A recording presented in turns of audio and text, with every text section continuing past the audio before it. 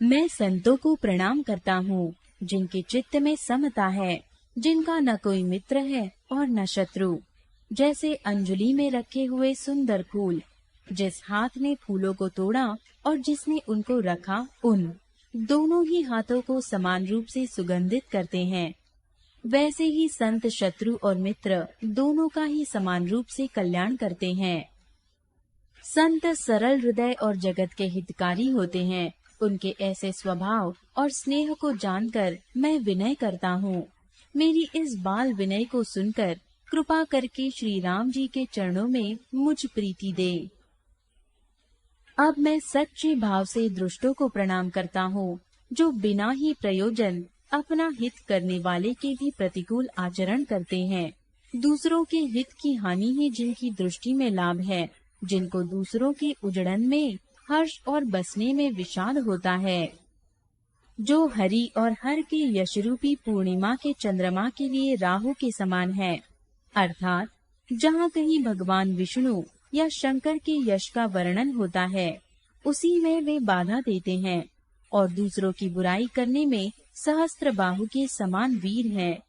जो दूसरों के दोषों को 1000 आँखों से देखते हैं और दूसरों के हित रूपी घी के लिए जिनका मन मक्खी के समान है, अर्थात जिस प्रकार मक्खी घी में गिरकर उसे खराब कर देती है और स्वयं भी मर जाती है, उसी प्रकार दुष्ट लोग दूसरों के बने बनाए काम को अपनी हानि करके भी बिगाड़ देते हैं। जो तेज दूसरों को जलाने वाला ताप में अग्नि और क्रोध में यमराज के समान है, पाप और अवगुण रूपी धन में कुबेर के समान धनी है, जिनकी बढ़ती सभी के हित का नाश करने के लिए केतु उच्चल तारे के समान है और जिनके कुंभकर्ण की तरह सोते रहने में ही भलाई है। जैसे ओले खेती का नाश करके आप भी गल जाते हैं, वैसे ही वे दूसरों का काम बिगाड़ने के लिए अपना शरीर तक छोड़ देते हैं। मैं दुष्टों को 1000 मुख वाले शीश जी के समान समझकर प्रणाम करता हूँ, जो पराये दोषों का 1000 मुखों से बड़े रोष के साथ वर्णन करते हैं। पुनः उनको राजा पृथु, जिन्होंने भगवान का यश सुनने के लिए 10,000 कान मांगे थे, के समान जानकर प्रणाम करता हूँ, जो 10,000 कानों से दूसरों के पापों को सुनते हैं। फिर इंद्र के समान मानकर उनकी विनय करता हूँ, जिनको सूरा, मदिरा, निकी और हितकारी मालूम देती है। इंद्र के लिए भी सुरानिक अर्थात देवताओं की सेना हितकारी है। जिनको कठोर वचन रूपी वज्र सदा प्यारा लगता है और जो 1000 आँखों से दूसरों के दोषों को देखते हैं। दुष्टों की यह रीति है कि वे उदासीन शत्रु अथवा मित्र किसी का भी हित सुनकर जलते हैं। यह जानकर दोनों हाथ जोड़कर यह जन प्रेम पूर्वक उनसे विनय करता है। मैंने अपनी ओर से विनती की है, परंतु वे अपनी ओर से कभी नहीं चूकेंगे। कौओं को बड़े प्रेम से पालिए, परंतु वे क्या कभी मांस के त्यागी हो सकते हैं? अब मैं संत और असंत दोनों के चरणों की वंदना करता हूँ।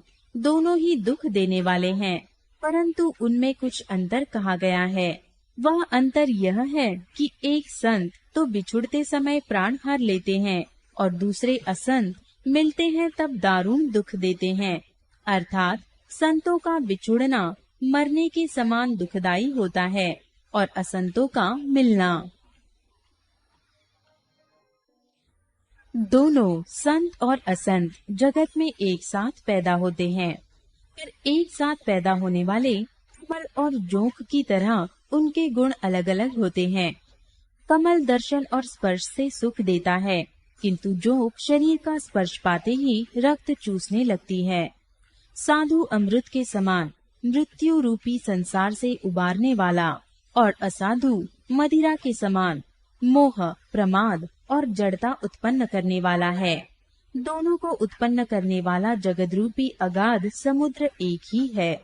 शास्त्रों में समुद्र मंथन से ही अमृत और मदिरा दोनों की उत्पत्ति बताई गई है। भले और बुरे अपनी अपनी करनी के अनुसार सुंदर यश और अपयश की संपत्ति पाते हैं। अमृत, चंद्रमा गंगा जी और साधु एवं विष, अग्नि, कलयुग के पापों की नदी अर्थात कर्मनाशा और हिंसा करने वाला व्याध, इनके गुण अवगुण सब कोई जानते हैं, किंतु जिसे जो भाता है उसे वही अच्छा लगता है। भला भलाई ही ग्रहण करता है और नीच नीचता को ही ग्रहण किए रहता है। अमृत की सराहना अमर करने में होती है और विष की मारने में। दुष्टों के पापों और अवगुणों की और साधुओं के गुणों की कथाएं दोनों ही अपार और अथाह समुद्र हैं। इसी से कुछ गुण और दोषों का वर्णन किया गया है, क्योंकि बिना पहचाने उनका ग्रहण या त्याग नहीं हो सकता। भले बुरे सभी ब्रह्मा के पैदा किए हुए हैं। गुण और दोषों को विचार कर वेदों ने उनको अलग अलग कर दिया है। वेद, इतिहास और पुराण कहते हैं कि ब्रह्मा की यह सृष्टि गुण अवगुणों से सनी हुई है।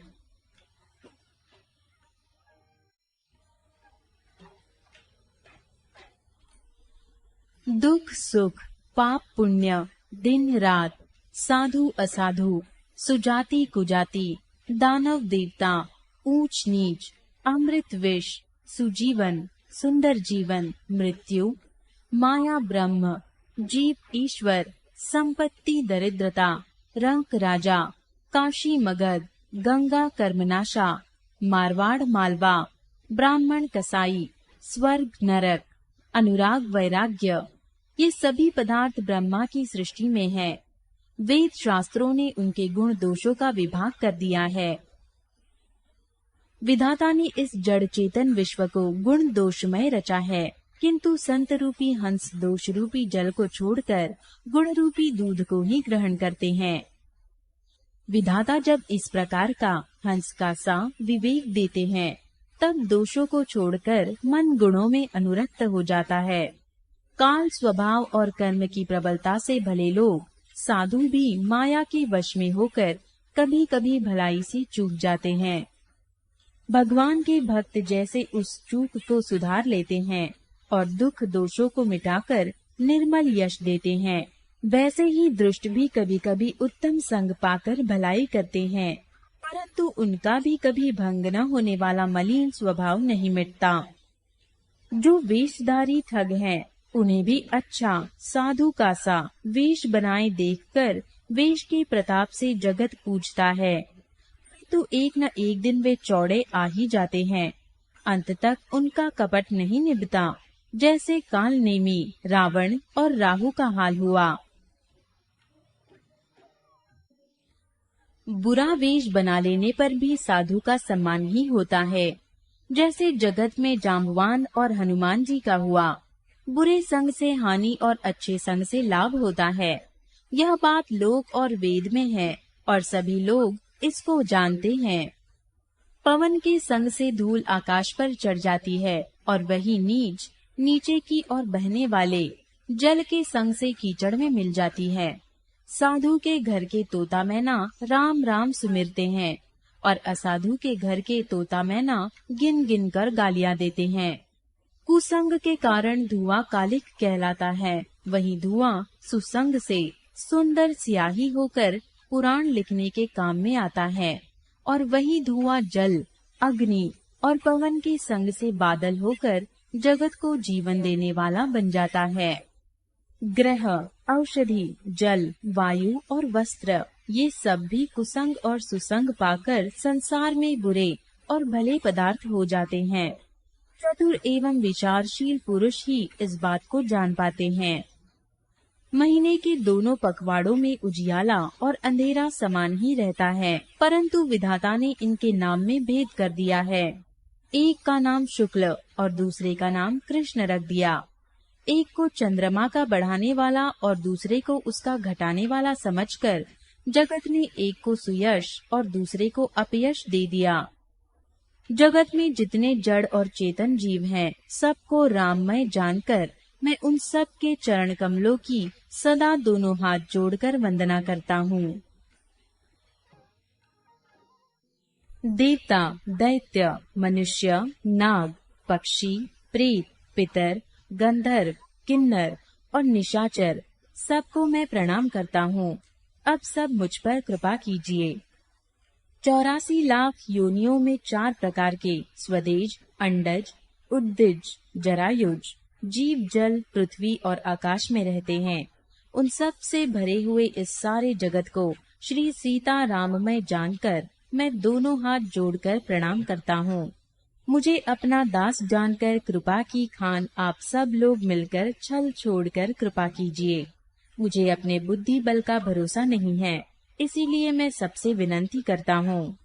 मैं श्री रघुनाथ जी के गुणों का वर्णन करना चाहता हूँ, परंतु मेरी बुद्धि छोटी है और श्री राम जी का चरित्र अथाह है। इसके लिए मुझे उपाय का एक भी अंग अर्थात कुछ लेश मात्र भी उपाय नहीं सूझता। मेरे मन और बुद्धि कंगाल है, किंतु मनोरथ राजा है। मेरी बुद्धि तो अत्यंत नीची है और चाह बड़ी ऊंची है। चाह तो अमृत पाने की है, पर जगत में जुड़ती चाह भी नहीं। सज्जन मेरी ढिठाई को क्षमा करेंगे और मेरे बाल वचनों को मन लगाकर प्रेम पूर्वक सुनेंगे।